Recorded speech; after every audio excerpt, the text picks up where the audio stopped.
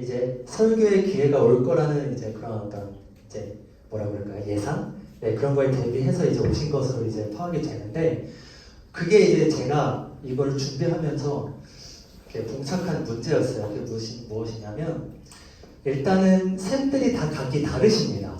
믿음 2셈부터 사랑 2셈까지 여기 오셨고, 믿음 1셈도 혹시 계신지 모르겠는데, 그렇다 보니까 일관된 교육 방법론을 제시하기가 이 시간에는 어려워요. 그렇죠? 왜냐하면은 연령대별로 이제 하나씩 알려드릴 수 있는데, 이 시간에 그걸 다루기에는 매우 어렵다. 그리고 두 번째로는 설교가 사실은 교역자의 어떠한 전문성을 요구하는 거잖아요. 솔직히 말씀드리면. 그런데 지금 그런 상황에 봉착하신 거예요. 그렇다 보니까 이런 것들을 빨리 끌어올릴 수 있는, 그러니까 어떠한 돌파구를 제시할 수 있는 그런 방안들을 제가 모색해 보려고 했어요. 그렇기 때문에 지금 이 시간에 제가 알려드린 것은 무엇이냐면, 모든 셈들 뿐만 아니라 평생교육이라고 해서 나이든 어르신들까지도 적용할 수 있는 설교와 이제 교육 방법론을 하나씩 제시해 드릴 거예요. 오늘 하나씩만 얻고 가시면 되세요.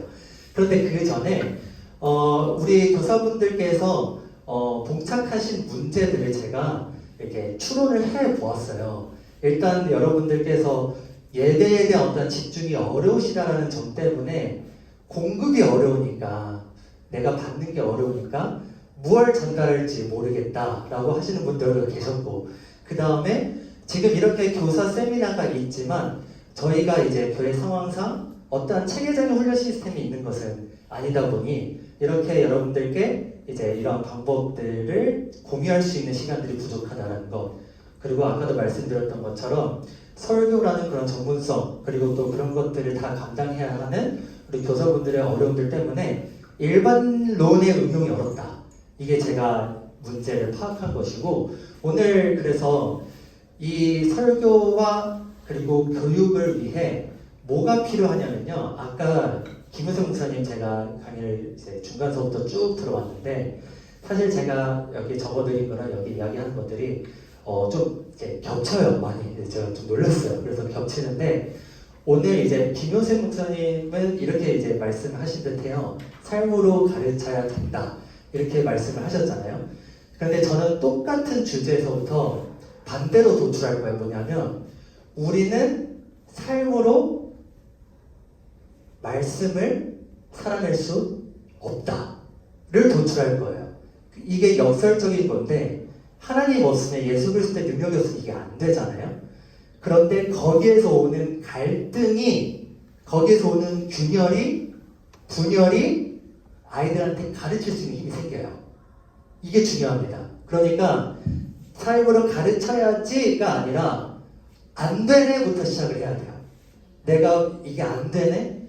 내가 그리스도인으로서 살아야 되는데 안 사라지네? 여기에서부터 시작해야 되는 게 오늘 굉장히 중요한 부분들입니다. 그래서 여러분들 뭘 파악하셔야 되냐면, 왜 안 사라지지에 대한 답을 찾아야 되잖아요. 이거는 저희가 몰라요. 왜냐하면 무의식에 잠재되어 있고, 또 어떤 시대적인 어떤 이제 흐름과 사상적인 부분들이 우리가 알게 모르게 영향을 받고 있기 때문에 완벽하게 파악하기는 어려워요. 그래서 오늘 우리가 처한 상황을 제가 여러분들께 말씀드릴 거예요.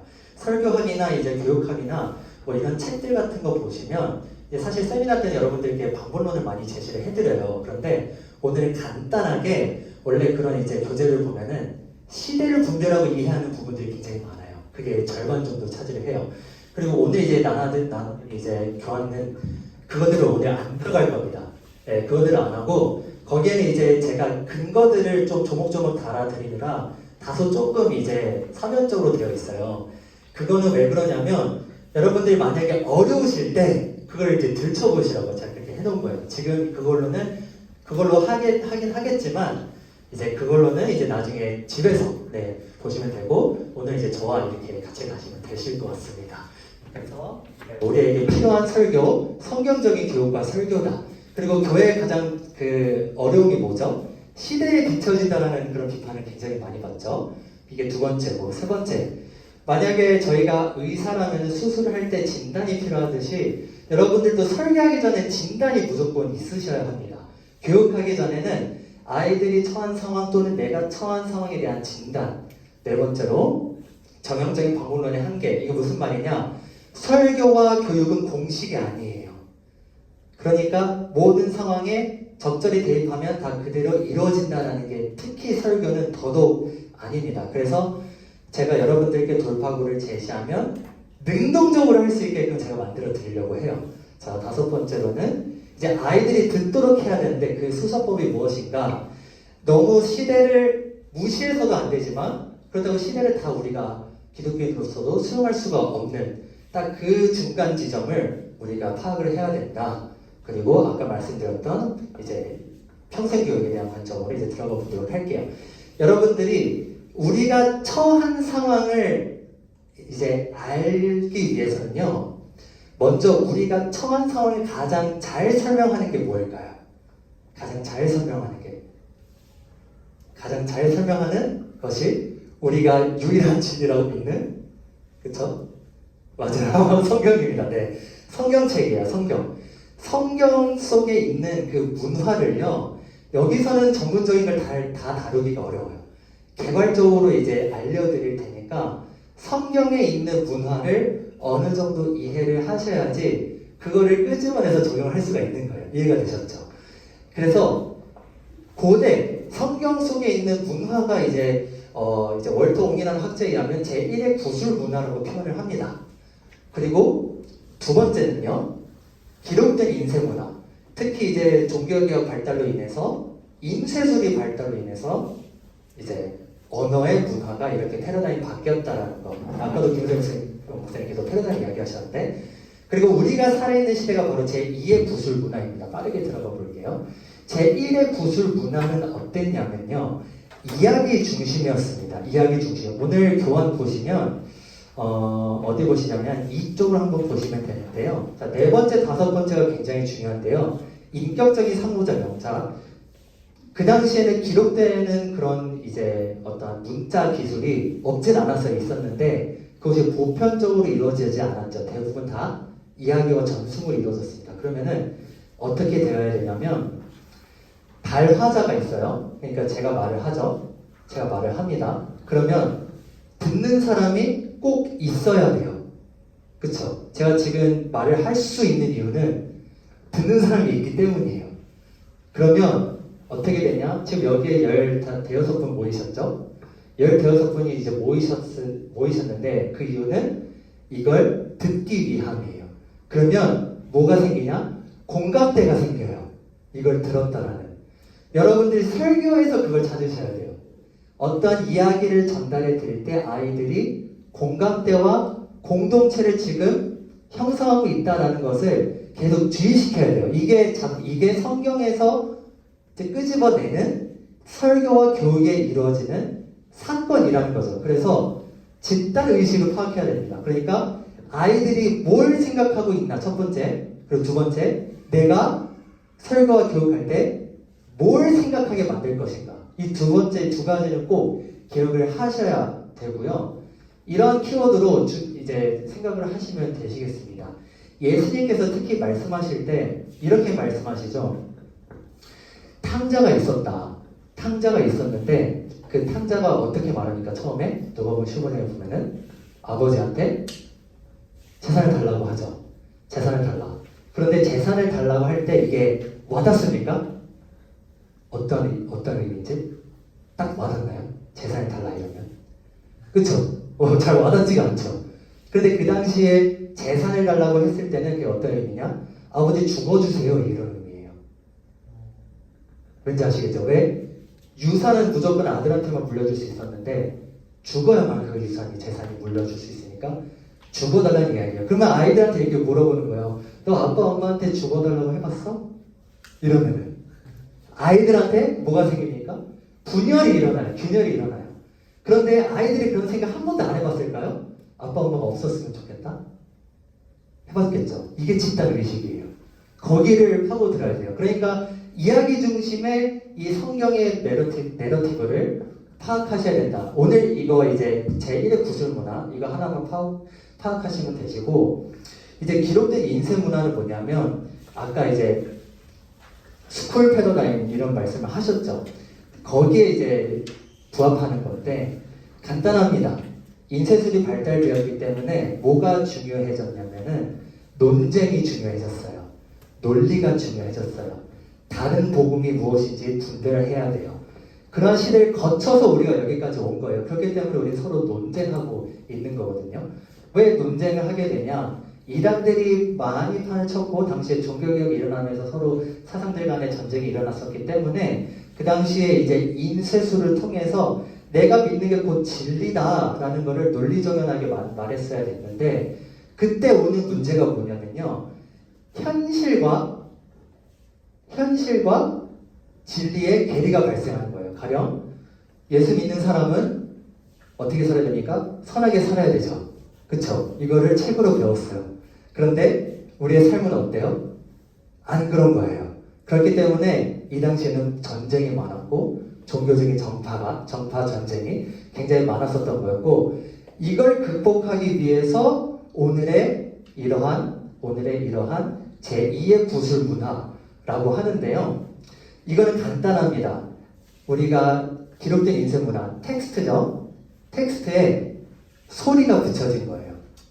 텍스트에 입체감, 공간감이 이제 접목되는 거예요. 텍스트에 감정이 접목되는 거예요. 그러니까 우리는 카카오톡을 통해서 우리의 감정을 표현할 수가 있게 되었어요.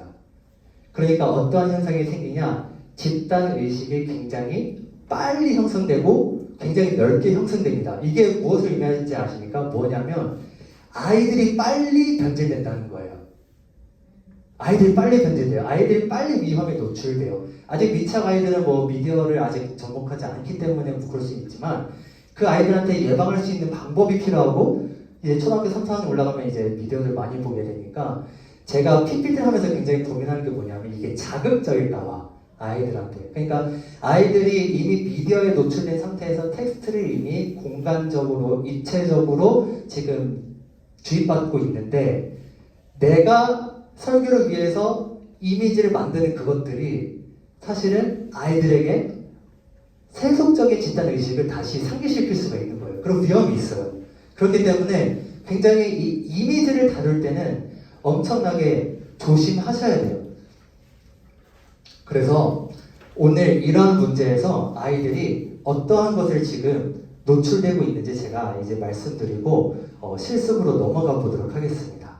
우리 따라서 읽어볼까요? 이 주황색 글씨 한번 따라서 읽어봅시다. 시작!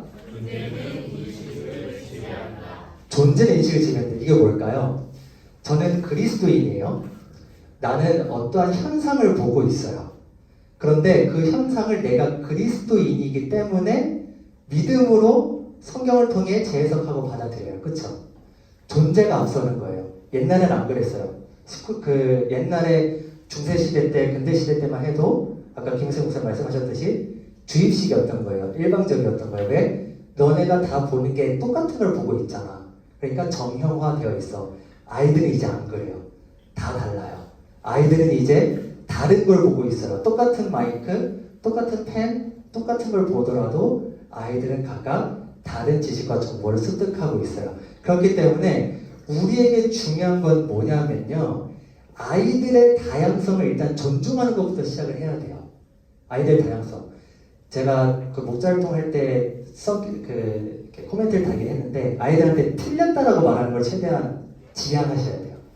어떠한 이제 뭐 교육을 할 때 아이들한테 뭐 이게 뭘까? 이제 답을 말해봐 이러면요. 틀렸다라고 하지 마세요. 땡 이거 하지 마세요. 이거 하지 마시고 그 상황 안에서 아이들의 대답 안에서 질문을 통해 정답으로 접근할 수 있도록 하셔야 돼요. 계속 질문하는 걸 이따가 이제 모델로 알려드릴 겁니다. 존재는 인식을 지배한다. 그렇기 때문에 이 존재를 파고 들어가야 되는데 제가 여러 가지 준비했지만 시간이 부족하네요. 이것만 보겠습니다. 이것만 볼게요. 자, 이걸 읽어봅시다. 시작! 존재론적 균열. 자, 아까도 말씀드렸듯이 너네는 학생이야. 예를 들어서 학생이야. 그런데 학생답게 살고 있니? 라고 물어보면 정직하게 대답할 친구가 몇 명 있을까요? 많이 없겠죠. 하물며 그리스도인이라면요. 자, 그리스도인이야.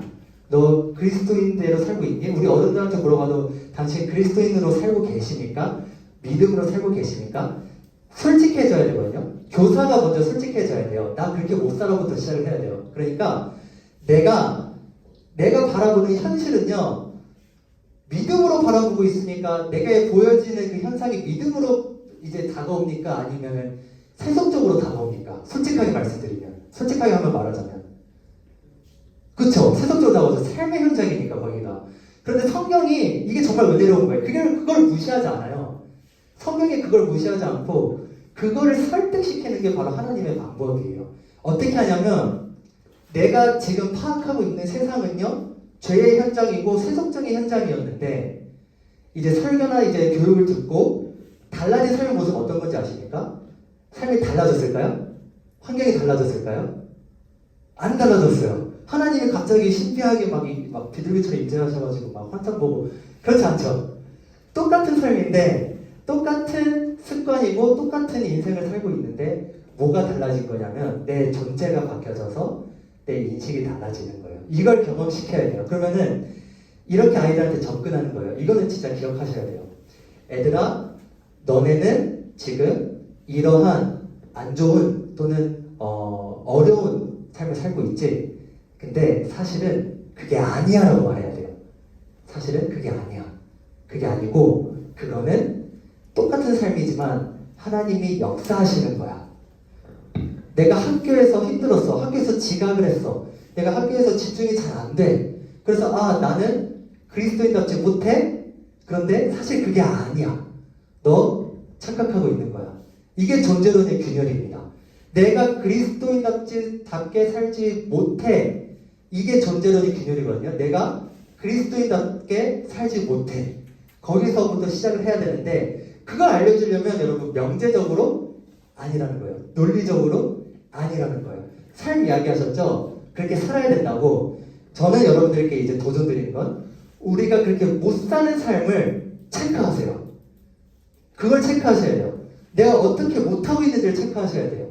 그래야 성경이 보여요. 내가 어떻게 지금 말씀대로 못 살고 있는지를 체크를 하셔야 이 성경이 왜 안 사라지지?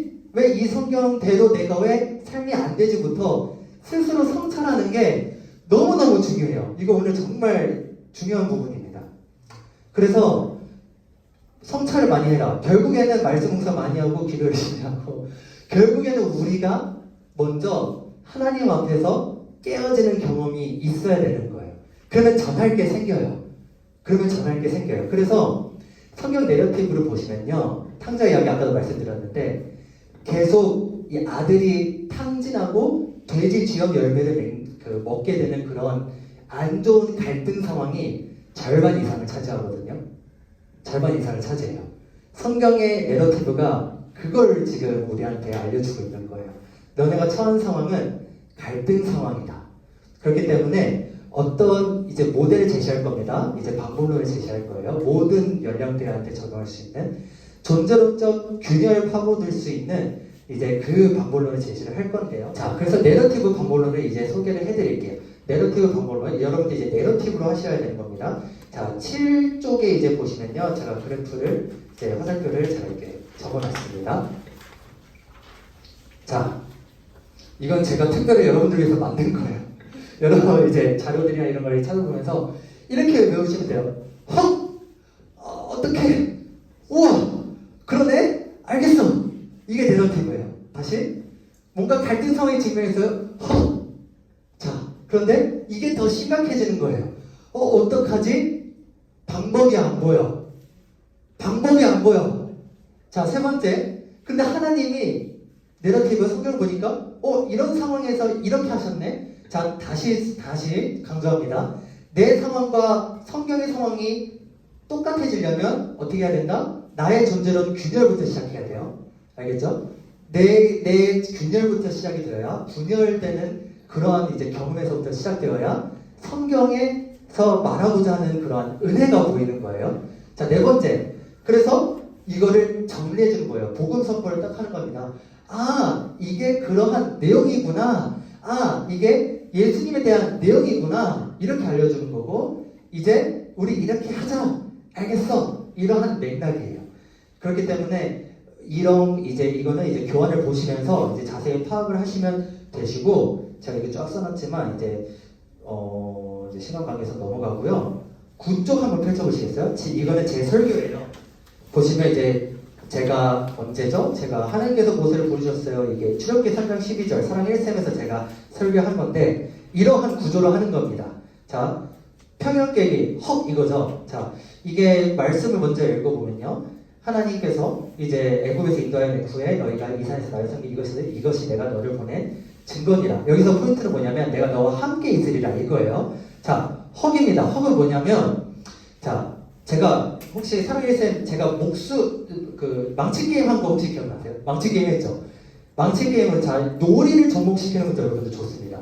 예를 들어서 존재론적 균열을 파악해야 되잖아요. 근데 아이들의 삶의 경험이 부족할 수 있어요. 그러면요, 놀이를 통해서 아이들이 갈등 상황에 직면하게 하는 것도 괜찮은 방법이에요.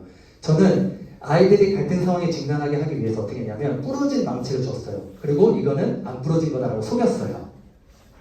속이고 망치질을 합니다.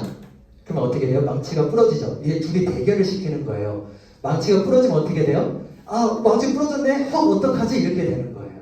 그럼 조급해지죠. 그러면 당황하게 되죠. 이게 우리 삶에서는, 선생님들의 삶에서는 굉장히 많은 삶으로 축적되어 있잖아요. 당황과 경험. 그런 것들을 아이들한테 놀이로 접목시키는 것도 괜찮은 방법인 거예요. 그래서 이제 어떡하지? 라는 것을 이제 성경을 통해서 이제 말해주고, 그 다음에 이제 하나님의 국보 그리고 복음선포 이거는 쭉 한번 읽어보세요. 시간 관계상 네, 제가 이거는 넘어가도록 할게요.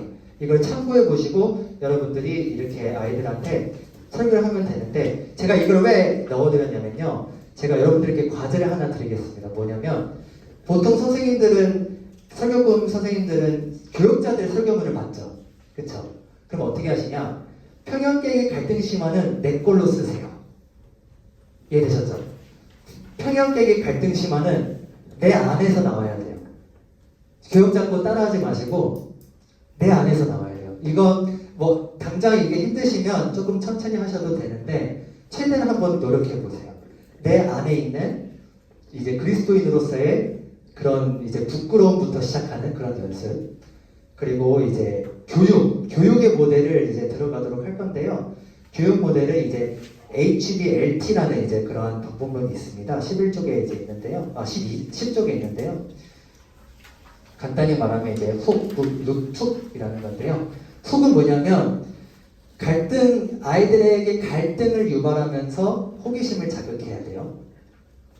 학습자들의 관심을 유도해야 됩니다. 갈등을 유발해야 돼요. 그러면 해결하려고 하고 궁금증이 생겨요. 두 번째, 묵이죠. 귀납적으로 접근해야 돼요. 성경을. 연역적으로 접근하면 안 돼요. 연역적이 뭐냐? 제가 이렇게 쉽게 설명해요. 답정너 안 돼요. 네, 답정너 안 됩니다.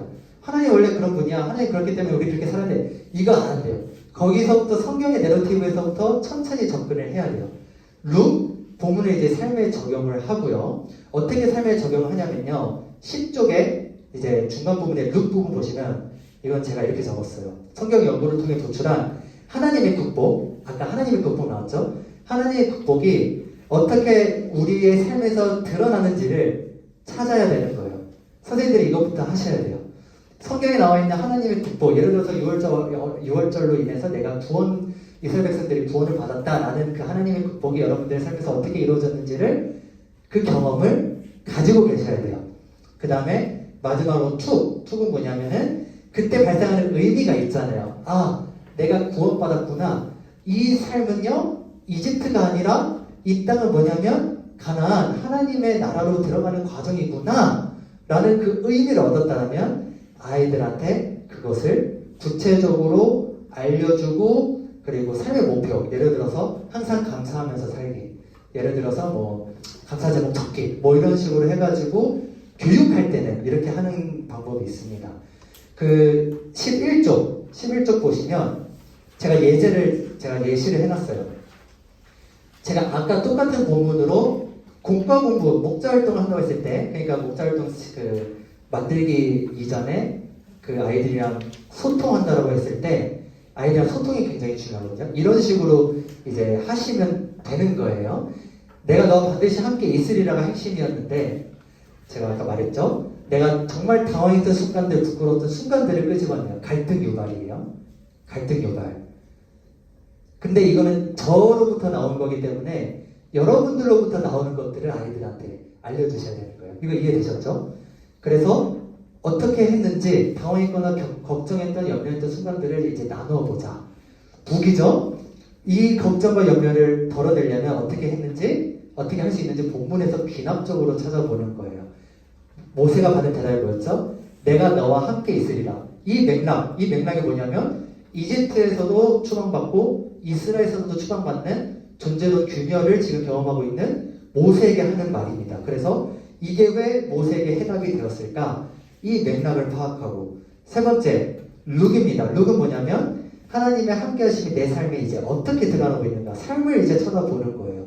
모세를 통해서 하나님께서 함께하고 계신다라는 그 말이 나의 각박한 삶, 나의 광야와 같은 삶, 선생님들의 광야와 같은 삶에서 어떻게 지금 그것들이 이루어지고 있는지를 도출해 내셔야 돼요. 그런데 아까도 말씀드렸지만 그게 안 돼도 괜찮아요. 솔직함으로부터 시작을 하는 거예요. 그렇게 나도 잘 안 돼. 그럼 아이들이 들어요. 집단의식 나와 같네? 이게 돼요. 그러니까 가르치려고 내가 더 좀 이렇게 아까 스콜라이제이션처럼 이렇게 내가 어느 정도 권위적인 위치에서 알려준다는 느낌이 아니라 나도 그래 라는 자세로 접근을 하셔야 된다는 거. 2. 걱정이 찾아올 때 이제 어떻게 할지 이제 결단하는 것이고 나머지는 이제 좀 이제 읽어보시면 되실 것 같고요. 이제 간단한 실습하고 이제 마치도록 하겠습니다. 이거는요, 이거는 제 설교가 아니에요. 제 설교가 아닙니다. 옆으로 한번 이제 한 장씩.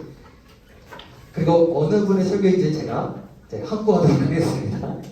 자, 그리고 혹시 어플이나 성경책 있으시면 성경 한번 펼쳐보시고요. 출애굽기 10장 1절에서부터 29절을 이제 쭉 훑어보시면서 자, 어떻게 하냐면요.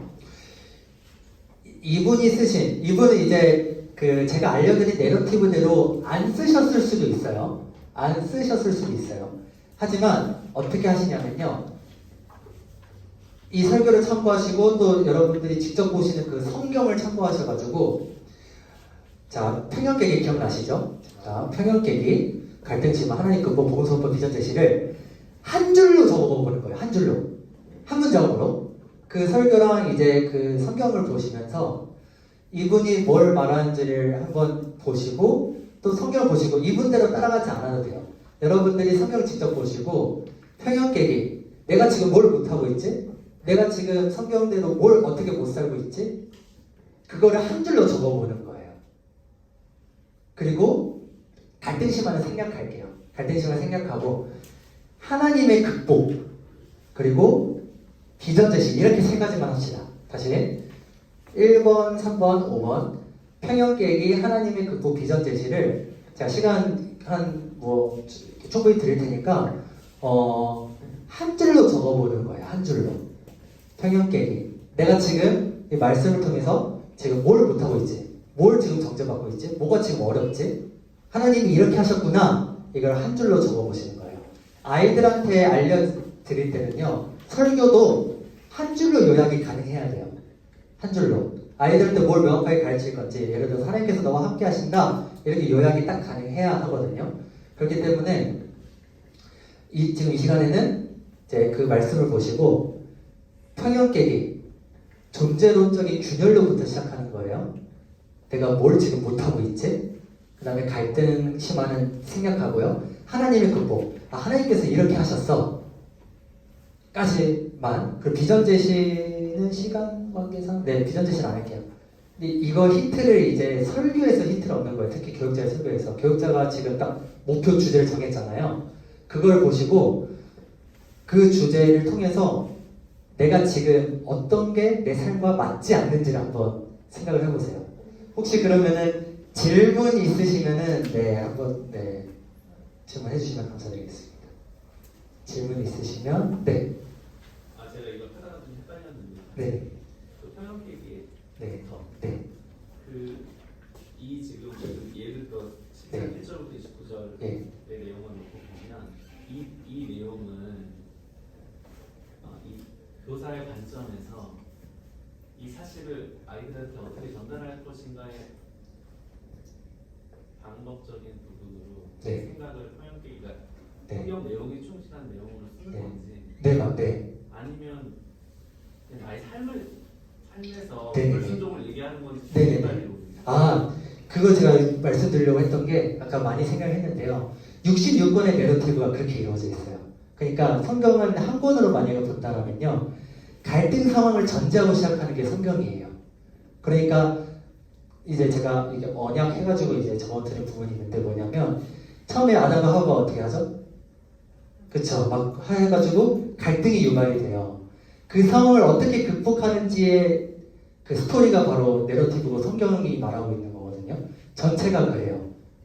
그렇기 때문에 여기에서 이제 말하는 그 성경 어떤 특정 부분이 어디에서부터 시작을 해야 되냐면 맥락 파악에서부터 시작을 해야 되는데 그 맥락이 뭐냐면 이스라엘 백성들이 지금 갈등 상황에 봉착하고 있다를 깔고 들어가셔도 괜찮아요.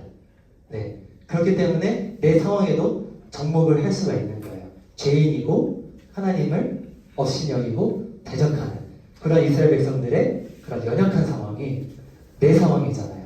거기에서부터 시작을 해야 알려줄 게 생기는 거예요. 혹시 답변이 되시나요? 네. 네네네네 나눠보세요. 지난주 예배 때좀 생각났었는데 네. 제가 이제 그 다음 4월 첫째 주가 제 가족 예배인데 네. 그때 이제 친구들하고 네.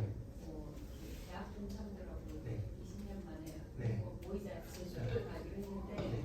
그냥 아이 두고 이제 저 혼자 가기로 그렇게 계획을 했었는데 지난주 예배 때 이제 예배는 남자 여자 아이 다 같이 소아양 다 데리고 예배를 하는 게 맞다라고 이제 교육기관에서 말씀 주셔서 이거 나한테 하시는 말씀 같구나. 네네네. 성형계기가 됐던 거. 그렇죠. 거기에서 이제 내가 말씀대로 못하고 있구나라는 균열에서 시작을 하는 거예요. 아까 이제 질문하신 게 내 삶을 나누는 거냐 그거를 말씀하신 거잖아요. 내 삶을 나누되 이제 그걸 이제 이건 팁인데 3인칭적으로 말씀하시면 되는 거예요. 저는 네. 이걸 구체적으로 네, 말씀하세요. 지난번에 이 내용을 똑같이 묻자면 했잖아요. 네네네. 뭐 얘들아, 메뚜기가 우리 집에 수억 조가리가 네. 들어와 있다면 너희들 어떨 것 같니? 네네. 이제 저는 그걸 던진 건데 네. 제 말씀은 그렇게 성경이 충실한 내용으로 헉을 던지는 건지 네네네. 집사님 선생님도 네네네. 이런 삶에서 갈등이 있었다는 거. 거기에서 던지는 거예요. 그러니까 메뚜기가 자연적인 사건이 아니에요. 그러니까 메뚜기가 들어오면 어떻게? 그러니까 이거는 좀 그냥 살짝 깊어지는데 메뚜기가 들어오면 어떻게 이 맥락과 내러티브 안에서 성경이 말하고 있는 게 아니에요. 그러니까 자연적인 재앙이 발생해서 예를 들어서 지진이 발생해서 어떻게 이거는요 명제적인 거예요. 그러니까 사건 중심이 아니라 공동체 중심이 아닌 거예요. 개인 중심인 거예요. 이해가 되셨죠? 그러니까 비슷한 상황에 뭐 지진이 일어나서 어떻게? 뭐 불이 나서 어떻게? 성경이 일단 기본적으로 그렇게 말하는 거 깔고 가는 게 아니에요.